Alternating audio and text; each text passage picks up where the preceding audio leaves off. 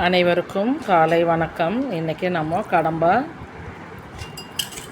தொக்கு செய்ய போகிறோங்க. அதுக்கு வேண்டிய பொருட்கள்லாம் இருக்குது.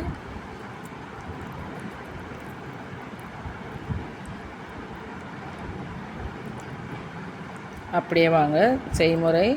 எண்ணெய் ஊற்றிட்டு நம்ம சோம்பு போட்டு அதுக்கப்புறமா இஞ்சி பூண்டு பேஸ்ட்டு போட்டு வெங்காயம் போட்டு கருவேப்பிலை போட்டு வதக்கிட்டு அதுக்கப்புறம் அப்படியே தக்காளியும் சேர்த்து வதக்கணுங்க.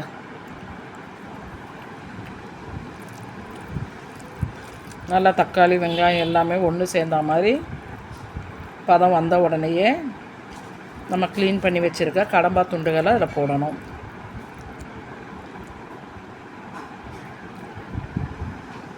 போட்டு நல்லா கிளறி விட்டு மிளகாத்தூள் உப்பு சேர்க்கணுங்க.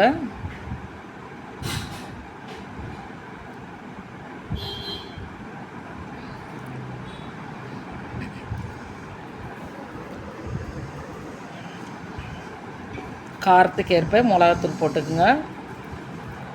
தேவையான அளவு உப்பு சேர்த்துக்குங்க.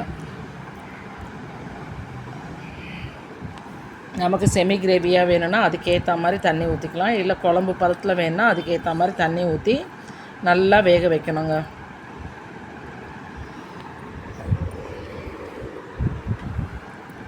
வேக வச்சுட்டு நல்லா டீப் ஃப்ரை ஆனதுக்கப்புறம் நம்ம அதை இறக்கலாம். சப்பாத்திக்கு ரொம்ப நல்லாயிருக்கும். சாப்பாடுக்கு இட்லி தோசை எல்லாத்துக்குமே நல்லாயிருக்குங்க. இது ஹெல்த்தி ஃபுட்டு. இது நம்ம நரம்பு மண்டலத்தை வலுவாக்குறதுக்காக இந்த கடம்பாவை சாப்பிட சொல்கிறாங்க. இது சாப்பிடும்பொழுது நல்ல ஒரு முதுகு தண்டு பிரச்சனைக்கு சரியாகும்.